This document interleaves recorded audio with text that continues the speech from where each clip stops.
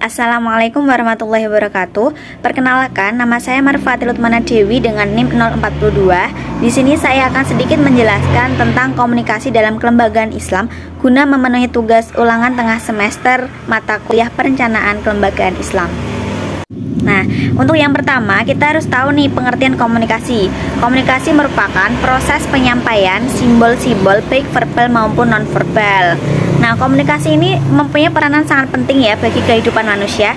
Dari kegiatan keseharian kita memerlukan komunikasi. Nah, dengan berkomunikasi dimanapun dan kapanpun, secara sadar atau tidak sadar, nah manusia pasti akan berkomunikasi. Dengan berkomunikasi manusia dapat memenuhi kebutuhan dan tercapainya tujuan-tujuan.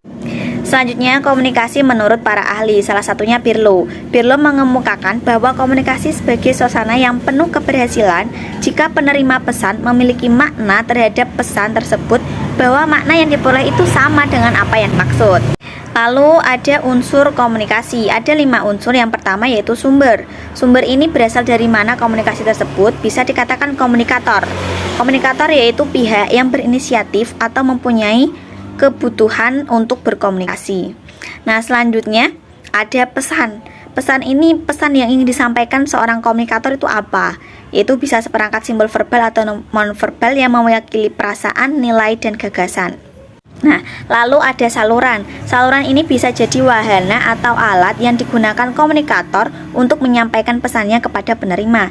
Bisa melalui pesan, HP, media, cetak, dan sebagainya.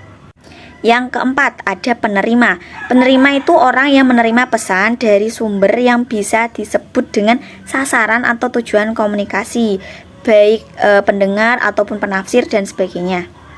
Yang terakhir ada efek. Efek itu kejadian pada penerima setelah dia menerima pesan tersebut.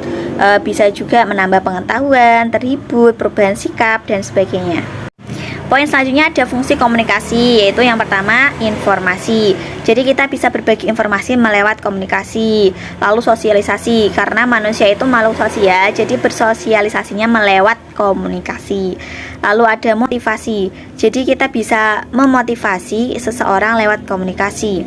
Lalu ada perdebatan dan diskusi. Nah, ketika kita berdebat ataupun berdiskusi pasti kita berkomunikasi. Dan yang terakhir hiburan. Kita bercanda itu juga berkomunikasi, jadi bisa menghibur halayak atau yang lain atau penerima pesan. Selanjutnya kita ke lembaga agama. Di sini menurut Emil Durkheim, suatu sistem yang di dalamnya terdapat praktek yang berhubungan dengan agama, kepercayaan atau hal-hal suci yang berguna untuk mempersatukan umat. Di sini bisa jadi tentang kayak komunitas agama seperti itu ya. Oke, poin yang terakhir yaitu fungsi lembaga agama. Yang pertama sebagai pedoman. Ini sebagai pedoman hidup umat beragama. Lalu bisa juga sebagai pedoman keberadaan dan kebenaran bahwa hakikatnya makhluk di bumi ini adalah ciptaan Tuhan. Lalu ada sebagai pengatur. Ini bisa mengatur tata cara hubungan antara manusia dengan manusia atau manusia dengan Tuhan. Yang ketiga sebagai sumber, sebagai sumber kebenaran. Maaf, ada poin yang terlewat yaitu tuntunan.